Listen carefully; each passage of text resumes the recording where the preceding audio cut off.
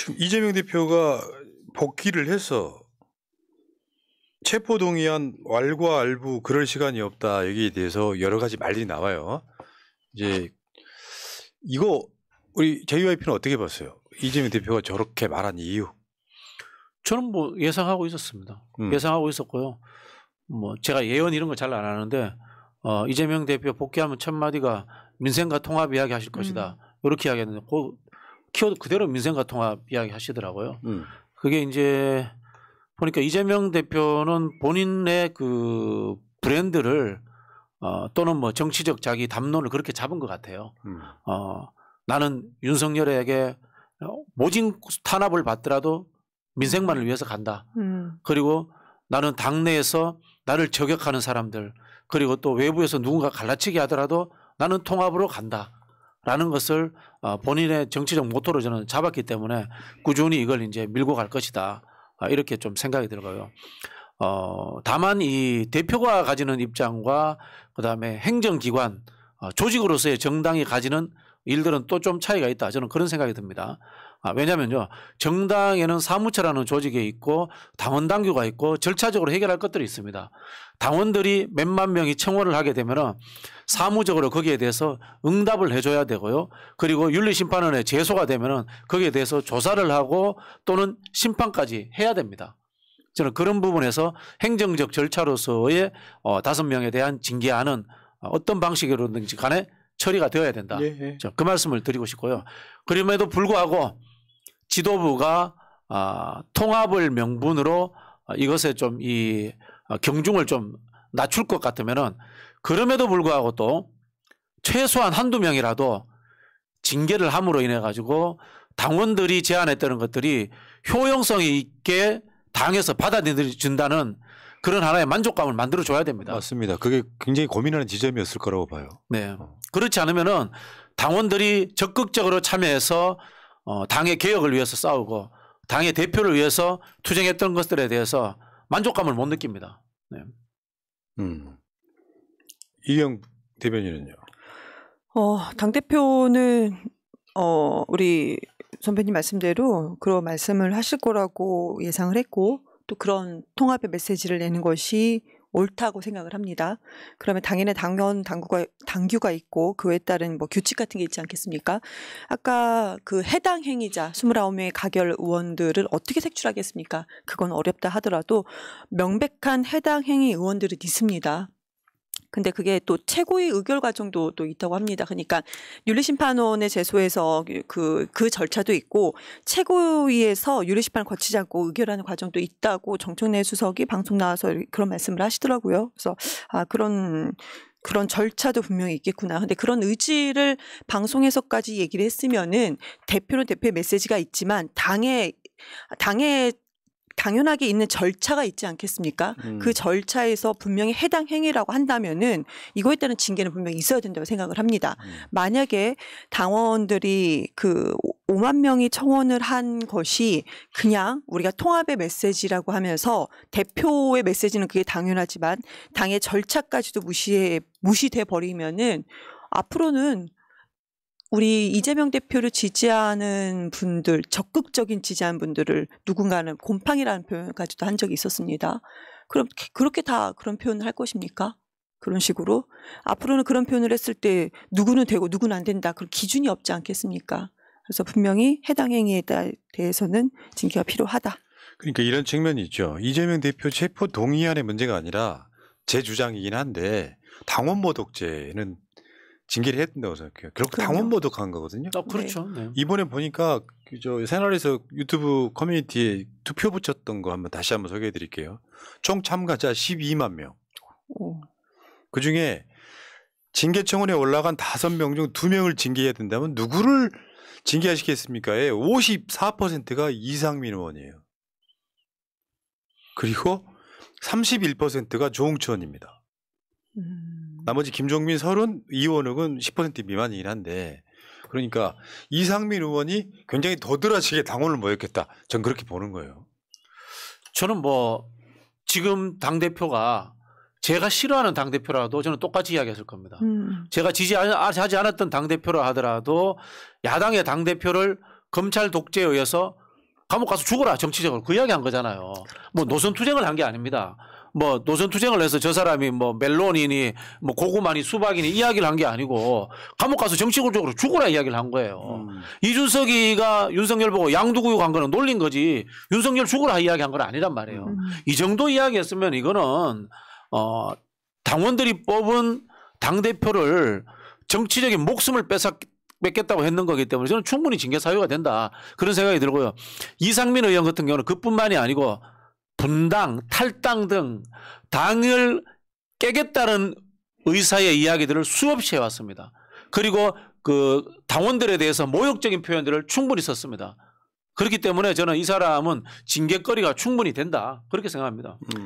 근데 그럼에도 불구하고 대전에서 제가 많은 분들을 만났고 인사를 드리면은요, 이상민 의원 같은 사람이 당에서 쓴소리하는 사람이 필요하다라는 그런 지역의 민심도 있습니다. 그래서 참 아직까지는 민주당에서 충청권에서는 우리 갈 길이 더 멀구나라는 생각도 아니, 현실적으로 느끼고 있습니다. 쓴소리는 입에 쓴 보약이 쓴소리고 이건 독약인데 이게 무슨 쓴소리예요? 독소리라고 그러니까 표현할게요. 그분들은 그렇게 생각한다는 거죠 지금. 그러니까 네, 그분들은 그렇게 쓴소리라는 표현을 문제는 합니다. 저처럼 이야기해서 독약 탄 사람이라고 말에 독약 탄 사람. 그분들은 싸울 수는 없죠. 근데 이제 명확하게 말씀을 드립니다. 그것은 아니다. 도가 네. 지나치셨습니다. 근데 나는 이럴 때는요, 저 지도부나 참모들이 이재명 대표의 마음속으로 들어가야 된다고 생각해요. 어떡해요? 이재명 대표의 말이 아니라 마음속으로 들어가야 된다고 생각해요. 네. 할 건 하고 두 분 다 주장 똑같잖아요. 결국 할 건 하고 저도 마찬가지잖아요. 당원 조롱한 건 어떻게 할 거냐. 네. 근데 그 부분이 있는 거고 어제 그 이재명 대표 이야기 중에 그 새날과 주장이 똑같은 거나 진짜로 민생, 국민의 말은 늘 옳다고 할 정도면 내년도 예산안을 전면 재수정해야죠. 필요한 것들에 대해서는 다 삭감해버리고 해외 나가서는 돈 펑펑 쓰고 이 지점은 진정성을 하려면 기재부가 다시 제출해야 된다. 그렇게 봐요. 이재명 대표가 이야기한 겁니다. 내년도 예산을 전면 재검토해야 된다. 원점에서 전면 네. 재검토라고 하셨습니다. 해야죠. 네. 하겠어요, 근데? 근데 안 할 것 같아요. 그냥 입만 살아있잖아요. 행동은 늘 반대로 하고. 윤석열 대통령이라는 사람은 이 얘기를 저는 듣기나 했겠는가 하는 생각이 드는데요. 있으면 안 됩니다. 들어도 모를 거예요. 예산안 경기가 안 좋으면 기본적으로 정부는 확대 그렇죠. 재정을 하는 거잖아요. 그렇게 해야 되는데 경기가 안 좋은데 재정을 축소해 버리면은 저소득층이라든가 사회적 약자들이 제일 먼저 이 생존의 위기에 내몰리게 되거든요. 그럼 뭐 시장도 당연히 좀 뭐 약해지고 그런 상황인데 경제의 기본인 거죠. 그러니까 대표도 시장 경제에 이렇게 그냥 맡겨놔서는 안 된다 이런 말씀 계속 하셨거든요. 그런데 시장 경제에 그냥 맡겨야 된다라고 항상 늘 주장하는 사람이 또 윤석열이라는 사람입니다. 그래서 그거에 대해서 전혀 모르고 어디서 이상한 말 주워들어서 그렇게 얘기를 하는 것 같습니다. 주워들어서. 네. 지금 시장이 죽어가는데 시장을 살려야지. 그러니까 말도 안 되는 거예요. 기본 원리도 몰라요. 그러니까 낙수효과라는 표현을 하잖아요. 대기업에 투자하면 낙수효과. 이거 낙수효과가 없다는 것은 이미 입증이 됐는데도 그 낙수효과를 여전히 믿고 있는 사람이 윤석열. 그렇죠. 낙수효과도 없어요 지금. 지금 대기업 같은 경우에도 뭐 신성장 산업이나 이런 데 대해서 정부에서 투자 유도하고 뭐 특혜를 주든지 그런 것도 안 하고 있어요. 하는 거 아무것도 없어요. 이건 보수도 아니고 진보도 아니고 경제 논리 자체를 아예 모르는 사람들이에요. 우리가 봐도 깝깝한 거죠 지금. 그러니까 윤석열이라고 하는 사람은 또 일관성도 없잖아요. 뭐냐면 긴축재정, 건전재정이라고 거짓말하면서 지가 쓰는 돈은 펑펑 써. 이게 가장 큰 문제예요. 참 대단하죠. 설선수범이 안 되는 게 그게 리더가 될 수 있나요? 민주국가에서? 왕이란 모를까? 왕정국가로 돌아가고 있는. 왕이라고 생각해요. 그러니까. 아니, 이분은 뭐 민생 이념이 언젠가는 최고라고 했다가 이제는 민생이라고 했다가 이번에 또 이념 얘기하고 그러고 있습니다. 정말 희한한 캐릭터 하나 나왔어요. 조국 장관이 그 이야기 했잖아요. 2개의 혀라고. 2개예요. 이번에 오늘 어마이뉴스 기사 중에 그런 거 있어요. 이명박 박근혜를 그리워하게 될지 몰랐다. 정말 최악이에요, 최악. 아, 이명박 정도면은 윤석열하고 비교하면은 훌륭하죠. 그런 얘기 많이 듣습니다. 훌륭하죠. 자, 그리고 이제 그거 하나 하고 칭찬한 것도 있습니다. 의대 정원 확충은 잘한 일이다. 민주당도 협조하겠다. 근데 여기 이제 하나가 있었죠. 구체적으로 숫자를 얼마큼 늘릴 건지 말 안 했잖아요. 이걸 구체적으로 발표한다는 게 내년 총선 직전입니다. 총선용인 게 그냥 드러났어요. 이 상황에서 어쨌건 큰 담론에서는 의대 정원 확충을 해야 된다. 민주당이 그래도 국민의힘보다 나은 건 이런 거 아니에요. 맞다고 생각하면 찬성해 주는 거. 국민의힘은 있잖아. 오염수 방류를 문재인 정부 때는 그 방류를 반대하고 윤석열 정권 들어오니까 어떤 반성도 없이 오염수 방류를 찬성하고 맨날 이 짓거리 하고 있는 거 아니에요. 그 의대 정원 문제는 이렇게 해야 돼요. 지금 국정감사 끝나자마자 의료개혁 관련 시민단체가 있습니다. 거기에서 기본안을 이미 오랫동안 논쟁을 했기 때문에 안이 있거든요. 민주당이 빨리 그 단체하고 불러서 정책 간담회를 통해 가지고 안을 민주당 안을 먼저 던질 필요가 있어요. 네. 이거 긴급 의료 문제라든가 소아과 산부인과 문제, 그다음에 낙후 지역 문제 이런 것들까지 포함해서 안을 던지고 예산국회 때 기재부하고 이제 보건복지부 압박해가지고 우선 용역 예산이라도 빨리 편성되도록 밀어붙여 버려가지고 이걸 실제로 민주당이 집행하는 형태로 끌고 갈 필요가 있어요. 이번에 대표가 그 전라도 얘기를 했는데요. 전남에 의대가 아예 없는 거 많이 모르시더라고요. 전남에 의대가 아예 없습니다. 전남대는 광주에 있죠. 네, 전남에 의대가 아예 없어서 여기 또 의대 신설 문제가 있고 전북에는 이미 합의됐다면서요. 공공의대 설립 자체가. 그래서 이것도 좀 추진을 해야 된다라는 말씀도 하셨습니다. 네, 의대 정원 확대 분명히 있어야 되는 거고요. 특히 이제 민주당에서는 이제 공공의료기관, 공공의료 확충을 해야 된다고 하는데요. 정말 필요합니다. 우리가 코로나 때 절박하게 이걸 느끼지 않았습니까? 그래서 이미 체감을 해서 국민들 모두 공감대가 형성하고 있을 때 민주당에서 말씀 주신 것처럼 좀 강하게 밀어붙일 필요가 있습니다. 그러니까 이재명 대표의 상징성이랄까 시그니처가 이제는 민생이 되고 있는 것 같아요. 당대표 되기 전에도 경기도지사 할 때도 성남시장 때도 민생이 첫 번째였던 사람이기 때문에 이재명 하면 떠오르는 게 민생인 건 맞아요.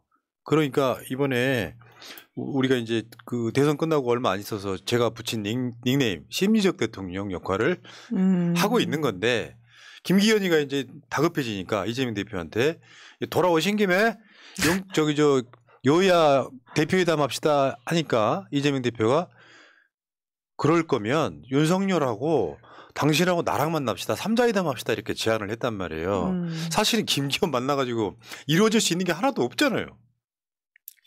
지난 3월인가요? 취임시켰을 때 그래도 잠깐 만났었잖아요. 네, 그 앞으로 이제 우리 만납시다. 그런데 지난 3월에도 만났을 때 사진만 찍고 아무것도 없었습니다. 뭐하러 만납니까? 김기현 대표 자체가 당내에서 어떤 권력을 가지고 있고 어떤 결정권 권한이 있는지도 모르는데요. 뭐하러 만납니까? 이재명 대표 내 느낌에는 만날 것 같아요. 느낌에. 김기현을요? 김기현 만날 것 같아요. 단독으로라도? 네, 만날 것 같아요. 대신 이제 원내대표나 이제 정책위 의장 대동해가지고 현실적으로 민생 정책 당장이라도 할 수 있는 것부터라도 하자. 그런 식으로 끌고 나가지 않을까 제 예측이에요, 그냥. 그 전략상으로는 윤석열을 왕따시키는 것도 나쁜 방법은 아니죠. 전략상으로. 아니 근데 그게 이제 김기현 대표라는 사람이 어느 정도 주도권을 가지고 있고 판을 좀 읽을 수 있는 사람이라면 그게 괜찮은데 지금까지 봤던 김기현은 그 바지 사장처럼 바지 대표라는 표현을 받지 않았습니까? 당내에서도. 그런데 그런 사람을 굳이 그럴 필요가 있나라는 생각이 들고요. 지금 현재 민주당의 대변인실을 통한 메시지는 대통령과 같이 만난다라는 것까지는 메시지가 지금 나가고 있습니다. 그러니까 김기현하고 양자회담도 할 가능성이 있다라는 게 JYP의 이제 전망이고요. 왜냐하면 윤석열은 끝까지 안 만날 거예요. 끝까지 안 만날 거다라고 저는 이제 예상을 하기 때문에 그러면 이제 이재명 대표 입장에서는 앞에서도 말씀드린 것처럼 나는 윤석열이 탄압을 하든 나를 조롱을 하든 나는 오로지 국민의 민생을 보고만 간다라는 것이 기조라면은 김기현이라도 만나서 당장 합의 볼 수 있는 것이라도 합의 봐서 민생에 조금이라도 도움되는 것으로 가자라는 그런 프로세스를 밟아가지 않을까 이렇게 예측이 돼요. 근데요 지금까지 여야가 바뀐 뒤로 정책의 방향이 일치한 게 의대 정원 확대가 처음이에요. 사실은 다 정반대로 갔기 때문에 그렇죠.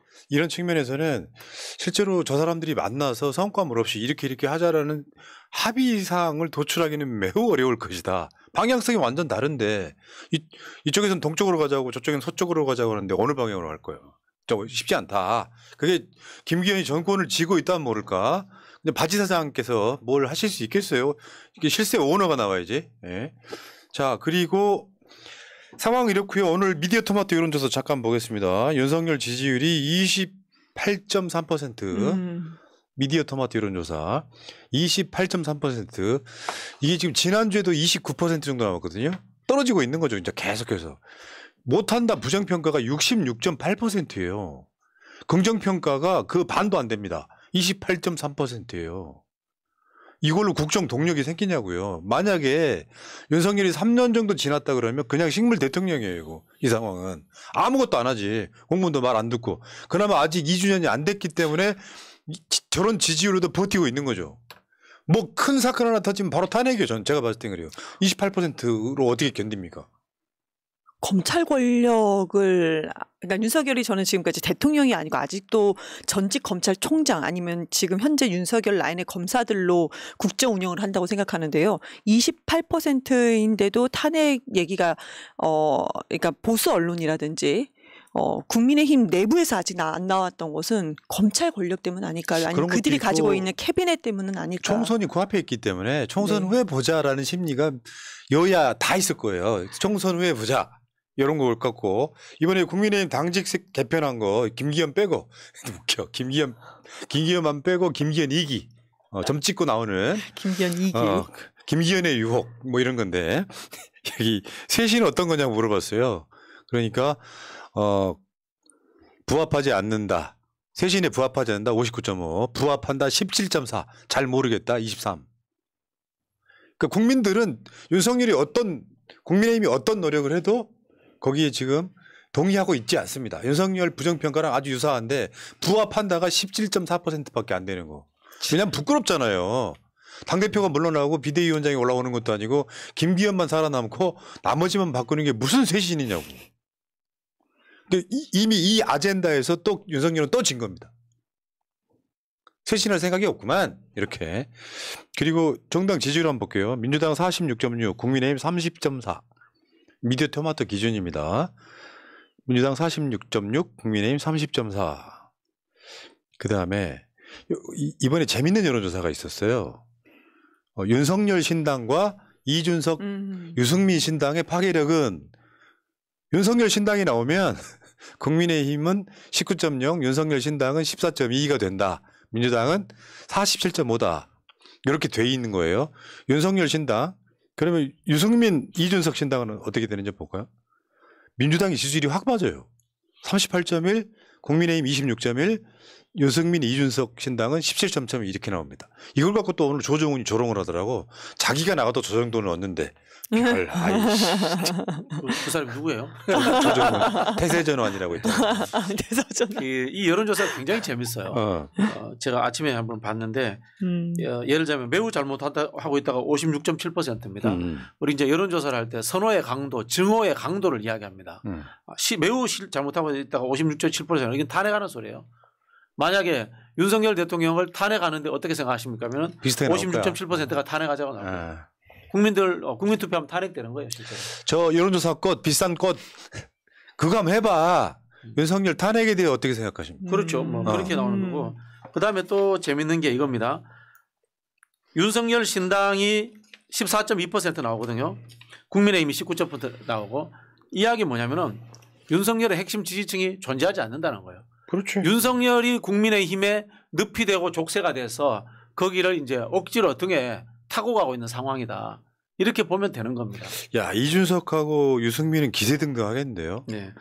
유승민, 이준석 신당보다 지지율이 낮잖아요. 이거는 국가를 책임질 지도자로서 자격이 없는 수준으로 떨어졌다. 그러니까. 이렇게 보면 되는 겁니다. 이거는 함의하는 바가 엄청 커요. 물론 총선에 네. 가까워지면 이것도 조정이 되겠지만 지금 당장으로서는 딱 그거죠. 민주당 지지하는 사람들도 이게 고관여층이 아닌 사람들은 이준석, 유승민 신당으로 갔다는 뜻은 뭐냐면은 실제로 국민의힘 지지자들이 민주당 지지로 올라와 있는 사람들이 꽤 있다는 뜻이기도 해요, 이게. 그리고 여기에 대해서 제가 다른 설명 하나 해드릴게요. 정당 지지도가 국회 의석수에 그대로 연결될까요? 이거는 요거는 비례대표 지지도로 나와요. 비례 정당 지지도로 나오는데 지역구 투표로 가면은 선택적으로 또 달라져요. 예를 들어 볼게요. 2020년 총선 때 민주당의 정당 득표율은 36%입니다. 그럼 지역구에서는 민주당 후보들이 몇 퍼센트 득표했다 했어요? 51% 득표했습니다. 그러니까 국민들이 이 정당 득표율 하는 거하고 지역구에서 전략 투표하는 거하고 다르기 때문에 혹시나 이런 유승민, 이준석의 신당이 창당돼서 3자 구도로 가더라도 너무 걱정하지 마십사라고 라는 말씀을 제가 드리는 겁니다. 그러니까 이거는 우리가 불안감 느낄 필요는 사실 없고 네. 국민의힘 분열용으로 꽤 중요한 여론조사가 나온 거죠. 네. 유승민과 이준석이 신당을 만들었을 때 그러면 이제 진짜 생각이 있는 윤석열이라면 국민의힘을 이준석과 유승민을 품는 쪽으로 가겠죠. 나갈 명분을 안 주고. 근데 지금 그게 되겠냐는 거죠, 지금. 그럼 저는 저 여론조사를 보고 그러니까 한마디로 이준석, 유승민 신당을 한다면 민주당의 비례에는 영향을 미친다는 거잖아요. 국민보다. 네. 그러면 우리가 민주당이 지금처럼 과거의 총선 선거법을 우리가 제대로 잘 양당들이 국회에서 손을 보지 않는다면 이대로 간다면 민주당의 비례 의석은 상당히 큰 타격을 받는다는 거 아니겠습니까? 아니 타격받지는 않아요. 지난번에도 딱 요 정도 득표했어요. 실제로 정당 아니 득표. 그때는 그런데요. 그때는 이준석 신당이 따로 이렇게 이 정도의 지지를 받지 않았었잖아요. 그때는요.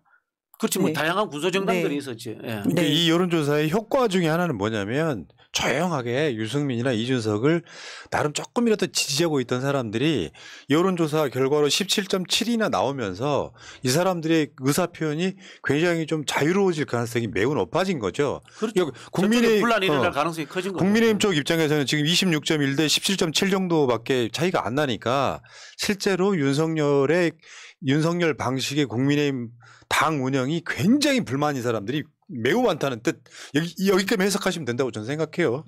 뭐 예를 들자면 또 좀 더 보태자면 이런 건데요. 2016년에 이제 총선을 치르고 우리가 123석, 국민의힘이 122석, 그다음에 안철수당이 39석, 그렇게 이제 분화되면서 바른정당이 생기면서 탄핵을 했잖아요. 그 이야기는 뭐냐면 저는 몰빵론에 찬성하지 않아요. 몰빵론은 두 가지 문제점이 있습니다. 첫 번째로 민주주의의 가치라는 측면에서 다원화된 정당 구조를 가지지 못하면은 국민들의 다양한 의견이 수렴되지 않아요.